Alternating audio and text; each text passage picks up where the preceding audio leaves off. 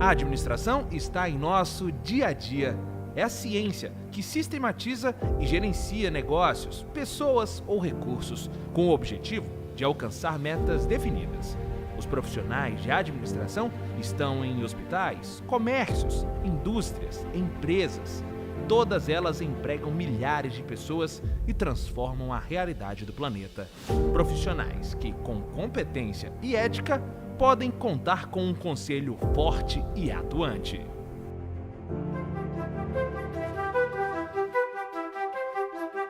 Fiscalizar, valorizar e promover o exercício do profissional de administração, contribuindo com o desenvolvimento do país.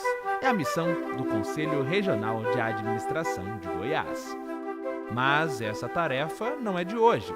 No estado de Goiás, essa história começou lá em 1963, com a implantação do primeiro curso superior de administração na Universidade Católica de Goiás.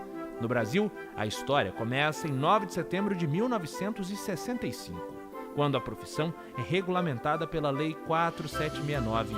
E assim, também foram criados os Conselhos Federal e Regionais de Administração, que juntos formam o sistema CFA-CRAs. A atuação do CRA a partir de 92, ele esteve mais presente perante a sociedade, perante os empresários, na administração pública, e isso fez com que até que houvesse aí uma expansão do número de faculdades, de instituições de ensino em Goiás. Mas o CRA de Goiás teve assim uma força muito grande na história da administração, seja ela pública, seja ela privada. Tá? Como a importância que o CRA de Goiás impulsionou, nesse sentido, assim, fazendo com que a sociedade reconhecesse essa profissão tão importante para o mercado, seja da iniciativa privada ou da administração pública. O Conselho Regional de Administração de Goiás, assim como os 27 conselhos regionais, são responsáveis pelo registro e fiscalização da profissão nos estados. Com essa inscrição no CRA, o profissional está legalmente habilitado para exercer a ciência. Tecnólogos, técnicos de nível médio, mestres e doutores em administração também podem solicitar o registro profissional, mas a atuação é restrita ao campo de formação. O CRA Goiás atingiu uma das suas principais metas, uma sede digna para a profissão, que representasse o administrador com orgulho e tivesse sempre as portas abertas para o profissional de administração. As ações eram destaque para o CRA, que trabalhou de maneira incansável para promover a profissão, com conhecimento e qualificação. O CRA de Goiás sempre teve responsabilidade com os administradores de todo o estado e por isso estabeleceu seccionais em cidades estratégicas para atender bem o administrador. Para a melhoria profissional foi investido muito em cursos e desenvolvimento do conhecimento, como a realização dos maiores eventos científicos da América Latina, entre eles o Fórum Internacional de Administração, o 5º Congresso de Administração do Mercosul, o 13º Encontro Latino-Americano de Administração, o 15º Encontro Brasileiro de Administração e diversos outros eventos de cunho educacional e de aperfeiçoamento profissional, como o Expo ADM, Enato, Engade e Eprocard.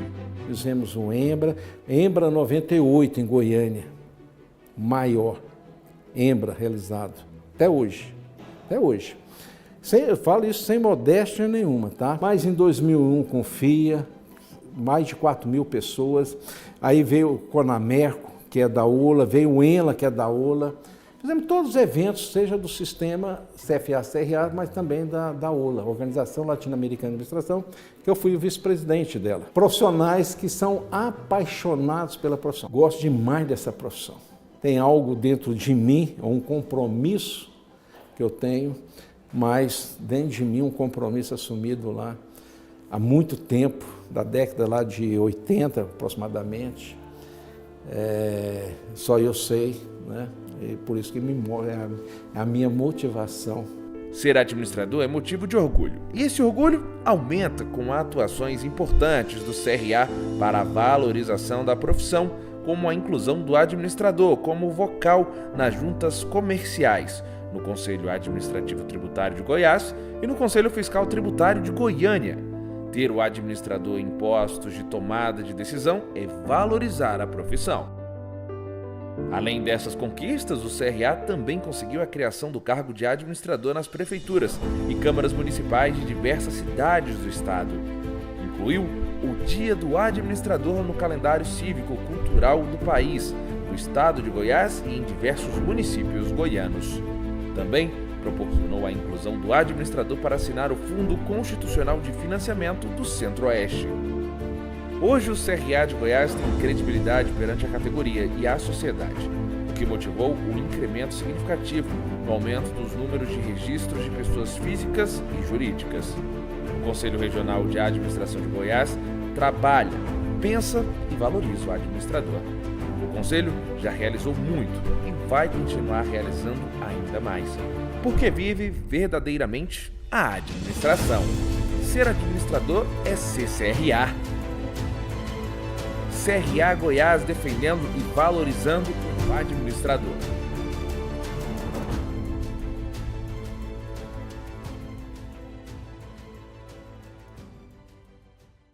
Olá, pessoal! Estamos iniciando mais um evento para os profissionais de administração, gestores públicos, empresários, professores e acadêmicos. O Conselho Regional de Administração de Goiás promove mais uma palestra constante do projeto Educação Continuada de 2025. Inicialmente, quero convidar a todos, mas principalmente a você que está aí participando dessa palestra, para ativar aí embaixo o nosso sininho. Sigam também as redes sociais do CRA de Goiás. A programação do projeto Educação Continuada está simplesmente excelente e faz parte das comemorações dos 60 anos da administração. São 6 décadas da criação da profissão de administrador no Brasil. Está simplesmente imperdível. Hoje, o CRA de Goiás presenteia a categoria com mais uma palestra, que tem como tema Decisões que Transformam, como crenças limitantes afetam a gestão e a liderança. E será apresentada pela psicóloga Flávia Barros. Essa palestra é um convite à autoconsciência, à transformação da mentalidade e também à tomada de decisões mais conscientes, assertivas e alinhadas com uma cultura de alta performance. Agora quero apresentar um mini currículo da nossa convidada, Flávia Barros. Ela é psicóloga com especialização em neurociência e desenvolvimento humano. Atua há mais de 15 anos com liderança, gestão de equipes e performance em vendas. É professora de pós-graduação e treinamentos corporativos em instituições com passagem por grandes empresas como Ambev, Oi e TIM, onde liderou times de alta performance e desenvolveu programas de capacitação em larga escala. Também é fundadora da Flávio Barros Consultoria. Após essa breve apresentação da nossa convidada, quero desejar a todos uma excelente palestra e, para proferir a mesma, passa agora a palavra a você, Flávia. Boa tarde, pessoal. Hoje nós vamos falar sobre as decisões que transformam. Como crenças limitantes afetam a gestão e a sua liderança. Toda decisão, ela nasce de uma crença. E se a crença for limitada, a sua decisão também será. Mas como que essas crenças limitantes se formam? Existe uma teoria da psicologia central que explica que todas as nossas experiências que nós vivemos, desde lá o útero da nossa mãe, elas geram tanto fatos racionais quanto fatos emocionais. O que é isso? Tudo que eu penso no momento que a experiência acontece e tudo que eu sinto, tanto de emoções que são descarregadas no corpo, quanto de fatos e sentimentos. Isso tudo vai criar vai gravar uma experiência no meu cérebro. E essa experiência vai gerar uma crença limitante de que forma? De acordo com o julgamento que eu fiz daquilo que me aconteceu. porque eu preciso lembrar de tudo que me aconteceu, tanto de bom quanto de ruim. Eu costumo dizer que o ruim, o nosso cérebro lembra, porque a gente precisa lembrar para onde a gente não deve voltar. Então, essas crenças limitantes, esses julgamentos que a gente absorve tanto do ambiente quanto das experiências passadas, elas vão moldar as nossas percepções sobre o mundo e sobre nós mesmos. E moldam também a forma como a gente se comporta. Por quê? Sempre que acontece um evento que lembra de uma maneira até indireta, você não tem consciência, mas o seu cérebro gera um gatilho de comportamento. Então, esse gatilho vai determinar alguns comportamentos que você vai ter no decorrer da sua vida. E muitas vezes alguns comportamentos que a gente não consegue explicar com clareza por não ter consciência da crença limitante que a gente tem. Então, para aprofundar um pouco melhor sobre essas crenças, a gente precisa entender que nós somos constantemente influenciados no decorrer da nossa vida pelos nossos familiares, pelos nossos professores, pela cultura da nossa casa, a cultura da escola, a cultura da empresa, e isso tudo vai moldar como a gente se porta, se comporta, como a gente age diante de uma situação e como a gente reage diante de algum acontecimento. Então, é muito importante identificar a origem dessa crença. Por quê? Porque o primeiro passo é identificar a origem, eu questiono e abro um caminho para crescer, tanto pessoalmente quanto profissionalmente. Então, aqui nesse slide, fica fácil de você identificar. Nós temos experiências vividas que geram sentimentos e emoções e pensamentos. Então, isso vai determinar alguns gatilhos mentais que vão gerar comportamentos. O nosso cérebro, ele armazena esses sentimentos e esses pensamentos diante de uma experiência vivida como se fossem várias gavetas no nosso cérebro. Ele vai guardando em camadas. Então, sempre que algo novo acontece, se isso tiver um gatilho, alguma ligação parecida com algo que já me aconteceu, ele vai disparar um gatilho, seja de proteção, seja de defesa, porque o papel fundamental do cérebro é nos proteger. Bom, deixa eu explicar aqui, dar um exemplo para ficar mais fácil. Se uma pessoa ela foi assaltada por uma moto azul e a pessoa estava com capacete vermelho. O que acontece? O nosso cérebro, ele dispara, né, no cérebro da pessoa que está sendo assaltada, dispara um alarme através da amígdala que fica no cérebro. Essa amígdala dispara adrenalina e cortisol. A adrenalina vai gerar taquicardia, boca seca, que são as emoções corporais, o tremor, e vai nos ajudar a tomar a decisão do que fazer, que são 3 decisões: lutar, fugir ou paralisar. Então, se você naquele momento, se a pessoa, né, que foi assaltada naquele momento, ela teve uma reação de fugir, provavelmente no momento que ela estiver caminhando pela rua, apareceu uma moto na mesma cor, ou a pessoa que estava na moto tiver um capacete vermelho, vai remeter a isso no cérebro. Então, o cérebro vai disparar adrenalina através da amígdala e vai gerar a mesma sensação. E talvez ela nem se dê conta, de tão rápido que o cérebro faz o julgamento, a pessoa não se dá conta de que o medo, o sentimento que ela está tendo novamente é relacionado a uma moto que passou próximo a ela com características parecidas. Então, isso é o gatilho mental. E por que acontece isso? Porque o nosso cérebro, ele demora 3 segundos para fazer o julgamento de algo que está acontecendo. Então, a gente não consegue controlar a emoção daquilo que nos acontece. E a gente vai aprender a regular essa emoção.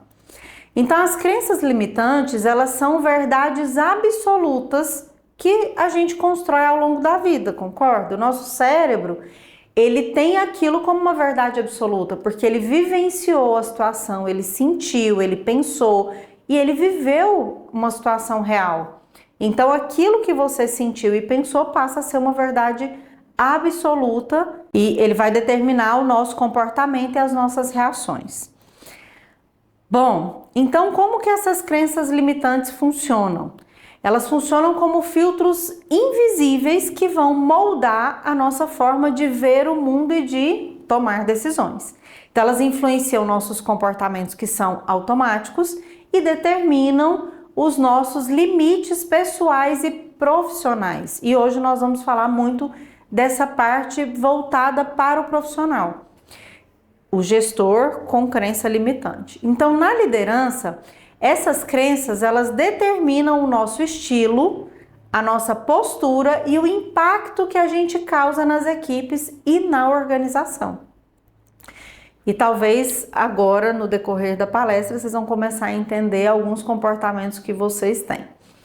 Então, por exemplo, eu tenho uma crença de que se eu não fizer algo, ninguém vai fazer bem feito. O que acontece com a pessoa que tem essa crença limitante? Ela acredita que ninguém tem capacidade de fazer bem feito como ela faz, e talvez não tenha, mas tem capacidade para fazer e de aprender a fazer diferente. Mas quem tem essa crença, ele fica sobrecarregado. O líder centraliza muito e ele começa a fazer microgerenciamento da equipe. E, consequentemente, a equipe começa a ficar desmotivada porque ela se sente desvalorizada e incapaz. Porque ele fica ali, o tempo todo vigiando mesmo, monitorando, que é o microgerenciamento, para garantir que as pessoas façam como ele gostaria. E ainda assim, esse líder acredita que mesmo com todo esse gerenciamento, as pessoas não fazem como deveria fazer, não fazem da melhor forma possível. Então, a pessoa que tem essa crença, ela gera um controle excessivo, tanto na gestão quanto na liderança. Uma outra crença é delegar é abrir mão do controle, que não é muito diferente da primeira, mas eu tenho dificuldade de delegar por não confiar. Então, eu acredito que quando eu delego, eu perco o poder, eu perco o controle da situação. E eu começo a criar gargalos operacionais que vão impedir o desenvolvimento de novos talentos, de pessoas que podem até me substituir. Por quê? Porque se ninguém é capaz de fazer o que eu faço, nem eu vou ter espaço para crescer dentro da empresa, porque eu não tenho ninguém que pode me substituir, eu sou insubstituível. Então não tem espaço para crescer. E isso é muito importante a gente detectar, porque às vezes o líder quer crescer, o gestor quer crescer, mas ele não consegue porque ele não forma pessoas. Delegar não é deixar solto. Você delega, acompanha, treina, dá o feedback e delega novamente para as pessoas aprenderem. Você precisa formar pessoas para te substituir em algum momento, para você também poder crescer. Outra crença limitante é feedback pode gerar conflito. Gestor que tem medo de dar feedback, gestor que tem medo de conversar com o liderado, gestor que tem medo de se posicionar. Essa crença de que feedback gera conflito, ela evita as conversas difíceis, e conversas difíceis são extremamente necessárias, principalmente quando você está na liderança. Então, elas são necessárias para você não deixar o problema perpetuar e até crescer, porque esse problema ele pode crescer e impactar a equipe como um todo. E qual o clima que gera quando eu não dou feedback nem individual e nem para a equipe? Eu gero um clima de medo, porque as pessoas ficam inseguras por não saber o que o gestor está pensando. O que o gestor está esperando deles, porque não tem feedback, só tem cobrança. Bom, então tem alguns estudos, para não dizer que é coisa da cabeça de palestrante, né? Nós temos aqui um estudo da Gallup. 70% do engajamento dos colaboradores depende diretamente da qualidade da liderança imediata. Então, como é que eu posso ter uma qualidade alta se eu estou carregada de crenças limitantes.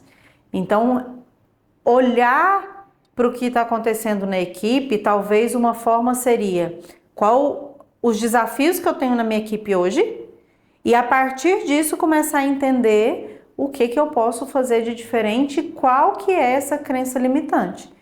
Dica, procura feedback do seu gestor, né? Porque talvez ele também consiga enxergar e te dê esse feedback, mas busque o autoconhecimento para entender a raiz dessa crença limitante.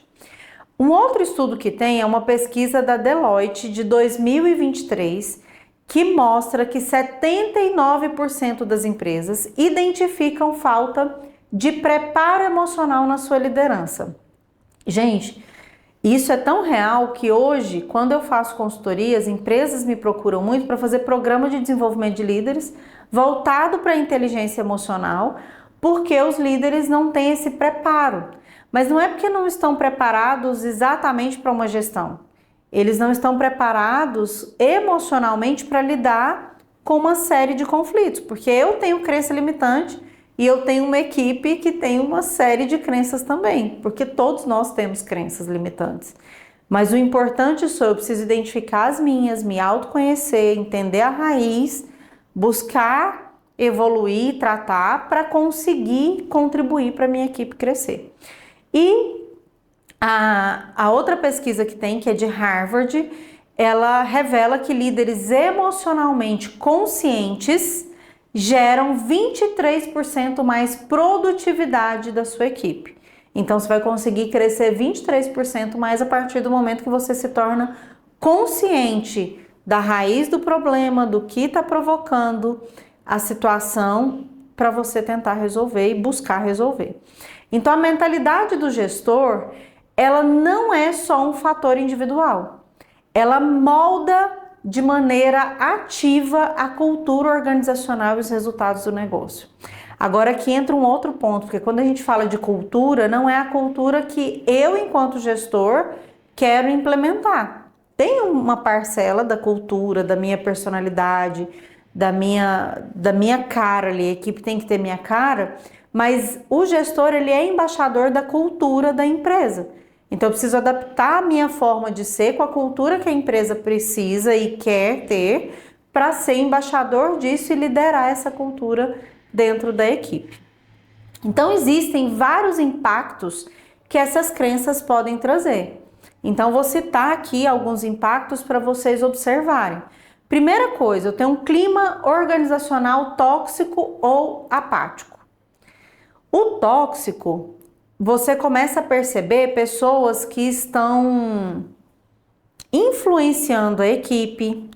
Tem uma pessoa que faz liderança negativa e isso intensifica, porque se o time está inseguro, ele começa a ter mais medo.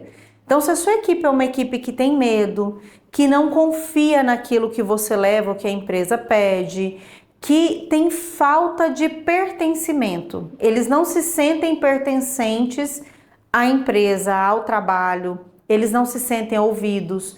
E qual que é o resultado disso? Alto turnover e baixo engajamento. Se eu tenho baixo engajamento, consequentemente eu vou ter alto turnover. E alto turnover gera um custo altíssimo para a empresa. Eu não sei se vocês já fizeram conta, se na empresa de vocês o RH apresenta isso, mas eu, enquanto trabalhei no RH, enquanto fui gestora, eu sempre fiz essas contas, porque faz toda a diferença quando você enxerga o gasto que tudo isso provoca. Sai muito mais barato e lucrativo a gente cuidar da gente, da nossa saúde e da saúde do time. Bom, outro impacto que a crença na gestão provoca: decisões centralizadas e reativas. Toda decisão que precisa ser tomada é lenta. Então, a equipe fica se sentindo insegura também, porque a decisão não depende do time, ela demora para ter retorno, o gestor não dá retorno dessa decisão. Então, fica ali, o time fica dependente e se baseia mais em emoção do que em dados para tomar uma decisão. Eu não na gestão e na liderança, isso precisa caminhar muito junto, né? Enquanto gestor, eu olho o número, eu olho o KPI, eu faço análises. E enquanto líder, eu engajo a equipe e encorajo a equipe a buscar a entrega daquele número que precisa. E o time precisa ter essa coerência, precisa entender e ter essa maturidade dos números também. Uma equipe sem autonomia e inovação. A equipe, ela vai só seguir as ordens porque ela já desistiu de trazer inovação. Porque ela não entende que tem espaço para ser criativa, ela não entende que tem espaço para tomar alguma iniciativa diferente. Então isso começa a limitar tanto o potencial da sua equipe, quanto o potencial da organização e da empresa, que também não vai crescer no resultado. Bom, comunicação fragmentada. Fragmentação é uma palavra, o fragmentado é uma palavra muito forte. Por quê? Porque é algo que é dividido, que não tem uma coerência, que gera conflitos e dúvidas. Então, como que eu percebo que existe uma comunicação fragmentada na equipe ou na empresa? Quando você percebe que os resultados valem mais do que relacionamento. Flávia, mas empresa não precisa de resultado? Com certeza. Não existe empresa que não olhe para resultado e precisa olhar, porque se olhar só para relacionamento, vai sucumbir. Mas eu preciso trazer equilíbrio para o resultado e para o relacionamento, porque o relacionamento gera confiança para que as pessoas comprem ideia e executem aquilo que é necessário para entregar resultado. Então, a crença de que resultado é mais importante do que o relacionamento vai gerar um ambiente de desconfiança, de insegurança. A equipe e os colaboradores vão se sentir desvalorizados, eles vão se sentir usados, né? Só precisa de mim porque eu entrego o número, no mais não tá nem aí, não se importa. E isso prejudica a moral e a produtividade da equipe. Bom, uma outra situação, uma comunicação truncada, medo de errar. Então, quando a comunicação ela é retida, não é nem eu falo muito de dados, é o inverso. Eu tenho receio de falar com o meu gestor porque eu vou sofrer represália. Tudo que eu falo, eu sou contestado. Eu não posso trazer uma ideia, eu não posso e até reclamar, porque às vezes as pessoas querem reclamar, mas elas não sabem o como fazer. E às vezes se o gestor ele trunca muito a comunicação, ele poda essa comunicação, a pessoa vai ter medo de falar. Então o ideal é você dar abertura, ouvir, mas também ensinar a melhor forma da pessoa se posicionar. Porque eu posso dizer qualquer coisa, mas eu também preciso saber falar, entender o momento de falar, mas isso cabe ao gestor orientar a equipe, mas não deixar de ter empatia. Bom, então vamos falar de neurociência, porque a crença limitante ela é comprovada pela neurociência, né? Nós estamos falando de algo que é científico. E a neurociência ela nos ajuda a entender como que essas crenças afetam diretamente o nosso processo de tomada de decisão. Como que nós tomamos decisão? Então, como que funciona? Primeiro, o nosso cérebro ele prioriza o quê? Eu falei agorinha que é nos proteger. Então ele prioriza a nossa sobrevivência acima do crescimento. Primeiro eu preciso sobreviver, porque senão eu nem cresço. Então a amígdala cerebral,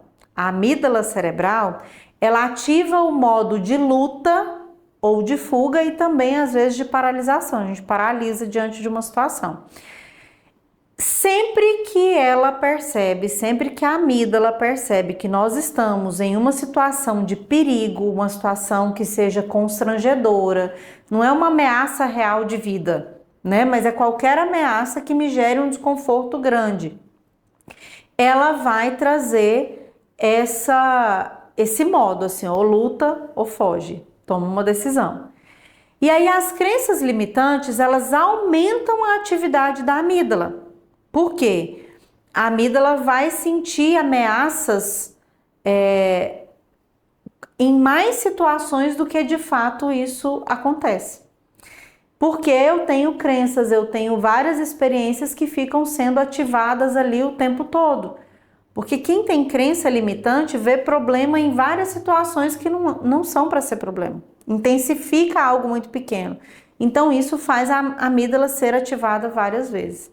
Então, sempre que a amígdala é ativada, o nosso córtex pré-frontal, que é o responsável pelo planejamento, pelo pensamento criativo, por a gente ter uma racionalidade acerca do que está acontecendo, ele reduz o nosso acesso ao córtex, ele reduz a atividade do córtex pré-frontal. E aí isso vai impedir que a gente tome uma decisão baseada em razão, uma decisão baseada numa verdade, né? Uma verdade emocional. Eu estou deixando um gatilho emocional tomar a decisão da minha reação, e não é uma reação racional. E a terceira situação é diante do estresse, porque a amígdala ela libera tanto cortisol quanto a adrenalina. Sempre que a gente está estressado, a gente tem uma liberação de cortisol gigantesca. Então, a gente toma decisões quando estamos estressados que são mais conservadoras. E isso vai evitar o quê? Risco. Mas conservadora no sentido de nos proteger, porque às vezes no estresse a gente toma uma decisão que a gente acha que está sendo conservadora para nos proteger, mas não é. Às vezes coloca a gente mais em perigo, porque a pessoa fica mais agressiva, né? Então, a ideia é a gente sempre buscar respirar para trazer uma inovação, uma nova forma de reagir diante daquilo que me acontece. Bom, então vamos falar dos nossos atalhos mentais. Eu acredito que talvez fique ainda mais claro para vocês sobre isso, como que o nosso cérebro reage. Então eu tenho uma proteção que é inconsciente, concorda? Porque se eu estou falando de experiências que são do meu passado, que estão armazenadas e que eu nem lembro mais, que eu não lembro o que aconteceu, mas está armazenado e gera um gatilho, que eu não tenho consciência, eu primeiro reajo para depois o meu cérebro me dar uma justificativa plausível para o que aconteceu. Então é uma proteção inconsciente, eu não tenho consciência. Mas essas crenças, elas vão nos proteger de quê? De reviver experiências que foram dolorosas, que foram difíceis no passado. Então isso vai servir como um mecanismo de defesa, só que ele é automático. É ruim? Não, a gente precisa desse sistema de defesa. Mas quanto mais eu conheço e entendo de onde ele vem, eu vou conseguir regular as emoções a um nível que tem situações que não é para reagir de maneira brusca, tá? Economia de energia. A crença limitante, ela também economiza a nossa energia mental. Por quê? O nosso cérebro, ele pesa 1,5 kg. Mas ele consome 30% da energia do nosso corpo. Olha que loucura, 1/3 da nossa energia é consumida só pelo cérebro, que tem 1,5 kg. É muito pequeno perto da fração do restante do corpo. Mas ele precisa economizar essa energia mental para não deixar a gente se sobrecarregar ou entrar numa exaustão. Então ele vai automatizar as nossas decisões e as nossas respostas para eu não ter que pensar muito. Então precisa ter um esforço maior para eu trazer um novo padrão para o meu cérebro, para não deixar ele me privar de pensar diante das situações. Então isso vai permitir que o cérebro opere de uma forma mais eficiente, porque ele não gastou muita energia. O terceiro atalho mental é a limitação fora do contexto. Então, essas mesmas crenças que nos limitam de maneira severa, quando elas são aplicadas fora do contexto original, elas vão impedir novas abordagens. E eu tenho a gestão reativa. A gestão reativa, ela frequentemente nasce do medo inconsciente.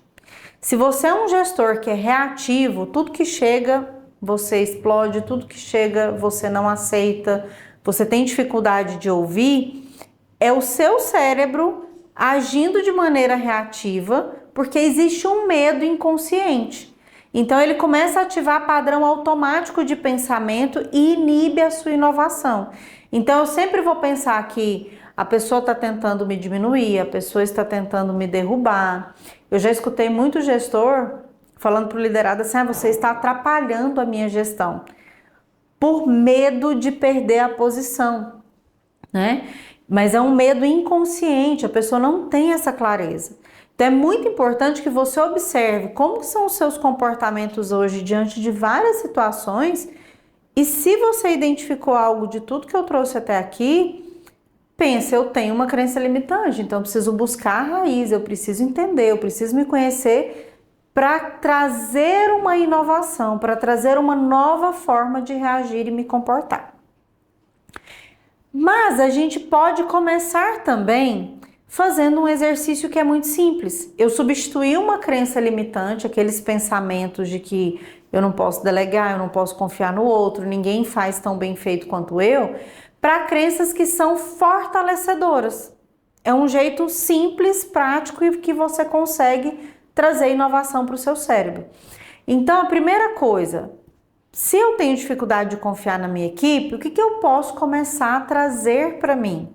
Olhar para as pessoas de uma forma diferente, tirar todos aqueles preconceitos que eu tenho das pessoas da equipe e pensar, eu posso confiar e desenvolver minha equipe. Eu tenho capacidade de confiar e desenvolver minha equipe. Eu acredito no potencial da minha equipe. Eu crio espaço de desenvolvimento de talentos e eu multiplico a capacidade de entrega. Se você que é gestor se abrir para de fato ouvir o time, entender a necessidade, assim como a gente entende de um cliente, e entregar a solução de desenvolvimento para eles, isso vai trazer um espaço muito mais colaborativo e de inovação e vai multiplicar a sua capacidade de entrega independente do departamento que você trabalhar. Outra coisa, feedback. Se você acha que feedback gera conflito, começa a entender, busca pessoas que gostam de feedback e ouçam, vocês vão ouvir isso que eu tô falando. Feedback é cuidado. Dar feedback não é gerar conflito. Dar feedback é demonstrar que você está tendo cuidado com o seu colaborador, cuidado com o seu liderado, que você acredita no potencial dele, que você quer desenvolver ele. Então isso vai gerar mais segurança para ele, ele vai se sentir visto, ele vai se sentir percebido. E o feedback, ele é uma ferramenta para desenvolver e não para punir. Né? Às vezes a gente escuta assim, eu levei um feedback. Por quê? Porque às vezes o gestor também não sabe dar um feedback ou o liderado não está com a percepção de que aquele feedback é para desenvolver. É porque acredito no potencial dele porque eu quero ver ele evoluir. Então o feedback, na verdade, se você mostra que tem cuidado com a equipe, você vai criar uma cultura de crescimento contínuo. As pessoas vão começar a te pedir feedback do trabalho delas. Bom, erro é dado para melhoria. Errar é normal. É natural, não vamos falar que é normal, né? Mas é natural e é para melhorar. O que eu faço? Eu preciso trabalhar a minha criatividade em pegar um erro e transformar ele numa oportunidade de aprendizado. O líder, ele promove a inovação, ou seja, eu vou mostrar para o meu liderado que existe uma forma de corrigir o erro, que existe uma forma de transformar aquilo que aconteceu em algo positivo e a partir dali continuar fazendo da maneira correta, da maneira que traz responsabilidade e um crescimento para a evolução do time como um todo. Bom, essas crenças fortalecedoras, como que elas vão crescer? Como que elas vão se tornar um novo padrão, tá? É simples, não, é só eu falar isso e começar a aplicar feedback que transformou a minha equipe? Não, vão vir desafios, mas isso precisa ser constante. Então, todas essas crenças fortalecedoras, elas vão aumentar engajamento, elas vão aumentar inovação e vão aumentar resultados sustentáveis. Resultado sustentável é tudo que uma empresa quer, precisa e que uma equipe precisa ter. Se o seu liderado entende que o resultado sustentável não é uma cultura só da empresa, mas que pode ser uma cultura dele, é ele ter uma remuneração sustentável.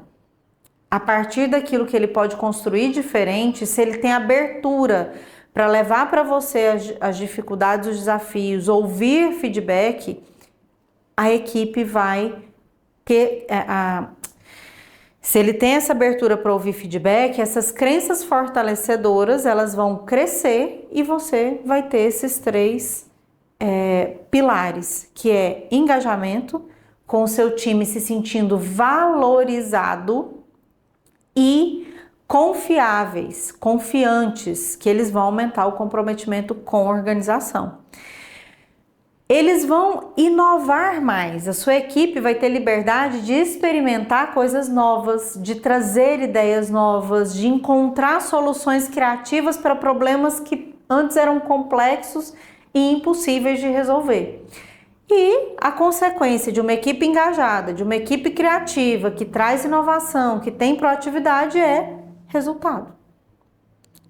Resultado sustentável com uma cultura baseada em confiança que tem um resultado consistente a longo prazo. Bom, vamos falar mais um pouquinho de como romper crenças limitantes. A crença limitante, ela precisa ser... Eu preciso primeiro identificar o padrão dessas crenças limitantes, né? Quais são as situações recorrentes onde as suas decisões parecem automáticas. Para observar em que momentos você percebe que você age muito no automático. Eu tomo decisões no automático. As pessoas trazem alguma situação para mim na empresa e para mim é automático. Muitas vezes aquilo que parece fácil de dar a resposta pode ser o momento que você está no automático. Então a primeira coisa é reconhecer o seu padrão. Quais são as situações recorrentes onde as suas decisões parecem automáticas e questionáveis, porque é uma decisão que ela é questionada, que pode não ser a mais certeira e isso está recorrente.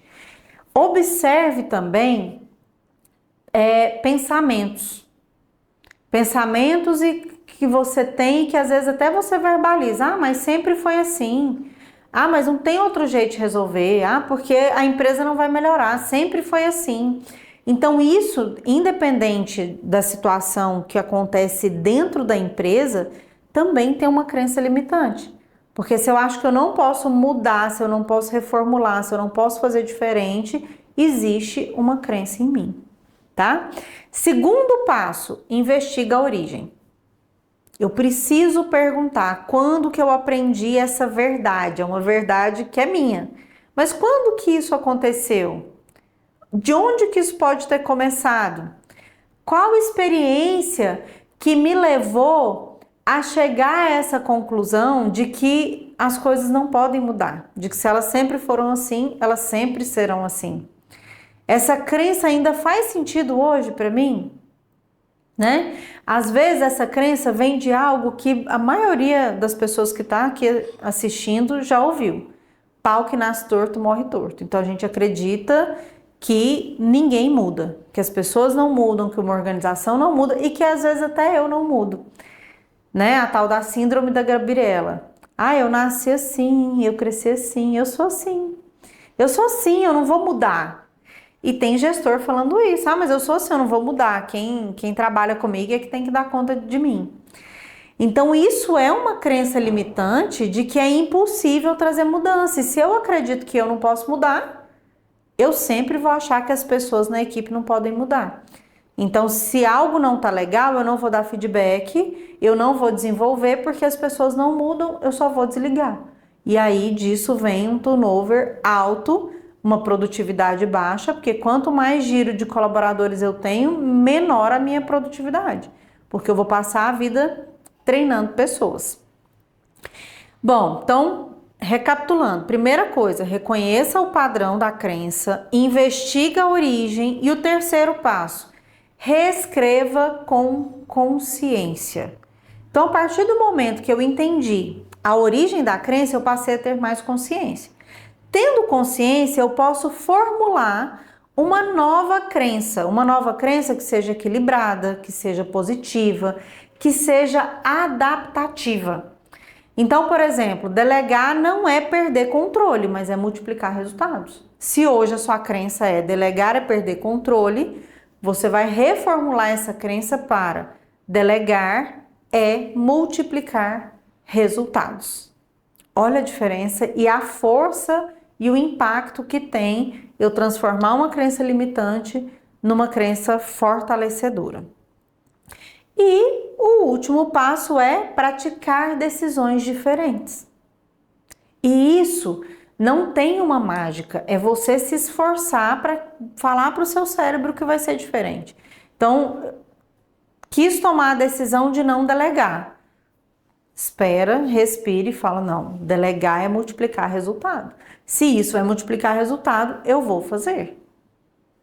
Então, escolha pequenas ações que vão desafiar o seu padrão antigo, o padrão que você identificou, e cada vez que você conseguir fazer diferente ou fazer um pouco melhor, você vai celebrar esse passo que você deu e vai parar para analisar os resultados que você obteve a partir dessa mudança.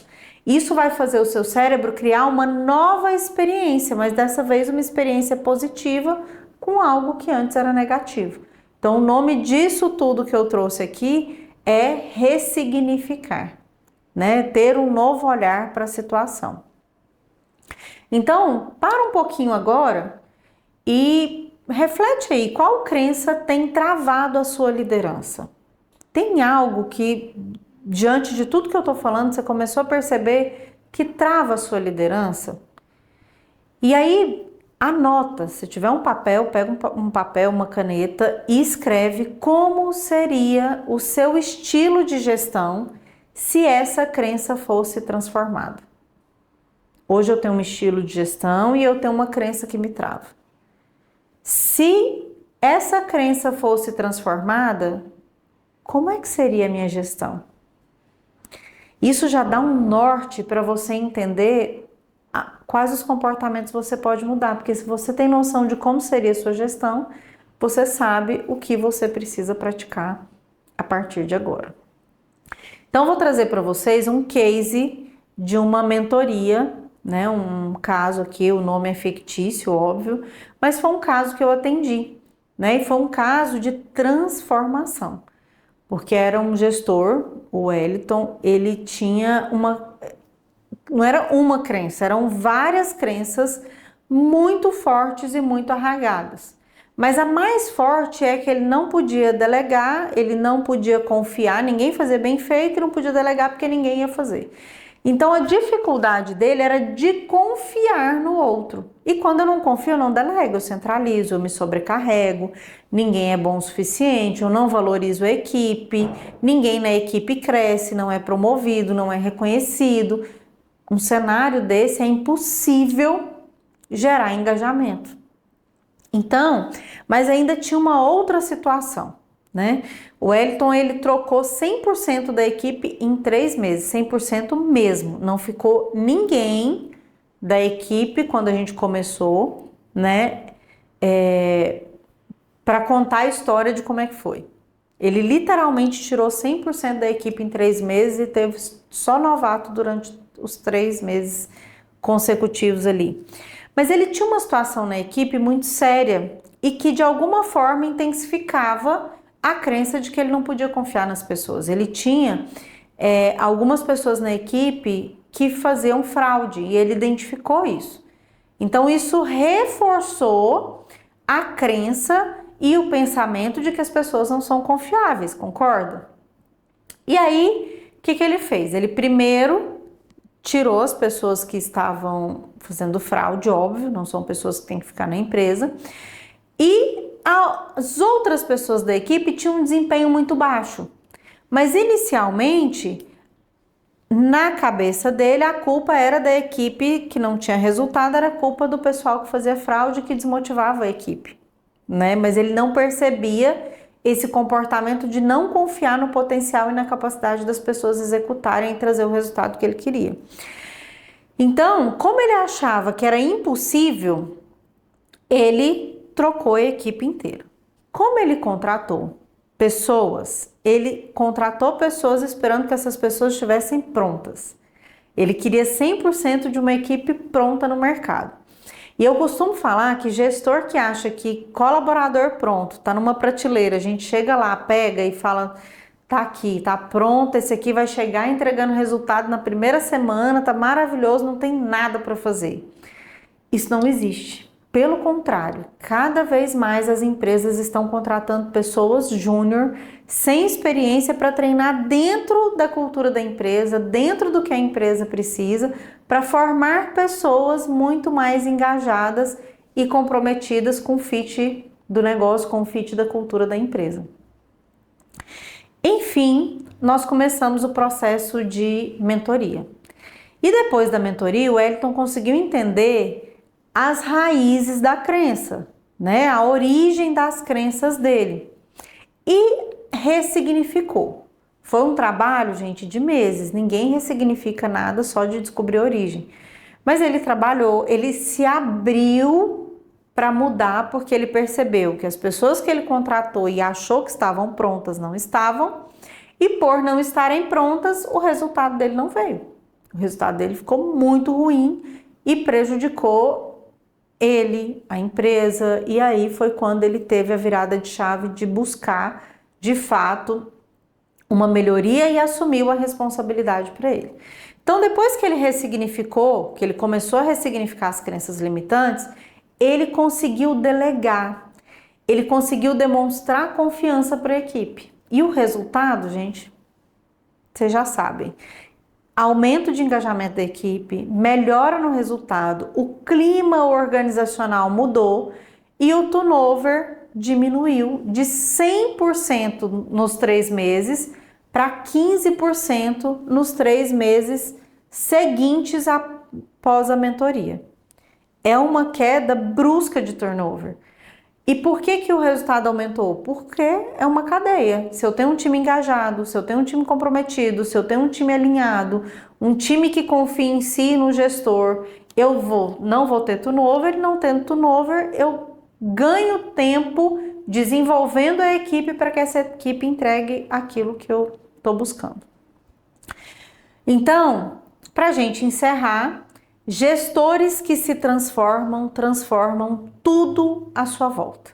É muito mais um olhar para si mesmo, para que as coisas aconteçam. Sempre que você pensar em mudança, o ponto de referência de qualquer mudança é você. Então, faz uma reflexão, qual decisão sua poderia mudar tudo? Qual decisão você poderia tomar agora que pode mudar tudo que você está vivenciando hoje? Qual crença que está te impedindo de tomar essa decisão? Porque às vezes a gente sabe a decisão que a gente quer tomar, mas tem alguma coisa que segura, que trava. Então, se te trava, tem uma crença que está te impedindo. Identifique essa crença. Depois, agradeça, reconheça que as crenças te trouxeram até aqui. Mesmo as limitantes. Por quê? Porque se elas têm o papel de te proteger, de alguma forma você se protegeu de várias situações também, né? Então essas crenças, elas tiveram um propósito, a gente não descarta, a gente não é sentir raiva do que nos aconteceu no passado, mas é agradecer porque isso de alguma forma me trouxe até aqui, me tornou forte, e por ser forte eu consigo ser um líder, eu consigo ser gestor, mas eu posso ser melhor. Então se comprometa com a jornada de desenvolvimento, com o seu desenvolvimento que é contínuo. E você com certeza vai fazer diferente a partir de amanhã. Então eu quero convidar vocês para fazer essa reflexão, ter esse olhar, e eu espero ter contribuído um pouco com a percepção das crenças, do que limita e do que intensifica ou atrapalha o trabalho de vocês, para que vocês busquem a melhoria necessária e tenham resultados consistentes. Para a gente encerrar, eu escolhi essa frase aqui que eu acho que tem tudo a ver. Liderar é decidir todos os dias entre repetir o padrão que limita ou construir uma transformação que inspira. Muito obrigada. E aí, gostaram da palestra? Eu adorei. Estou muito feliz, pois o CRA de Goiás promoveu mais uma palestra de alta relevância para os profissionais de administração, empresários e acadêmicos. Quero agradecer a nossa palestrante desta palestra sensacional pela apresentação e também o compartilhamento de informações muito importantes para todos nós. Nossa gratidão à professora Flávia Barros por ter aceito o nosso convite de pronto e de estar aqui conosco, no CRA, presenteando com essa palestra. Agora, mais uma vez, quero convidar você que participou para ativar o sininho e passar a receber convites dos nossos próximos eventos. Também quero aproveitar esse momento para agradecer os nossos conselheiros e diretores, colaboradores que dedicam seu tempo e experiência, fazendo o CRA de Goiás uma referência nacional. Quero deixar aqui um abraço fraternal a todos e até o nosso próximo evento, se Deus quiser, e Ele com certeza quer. Até lá!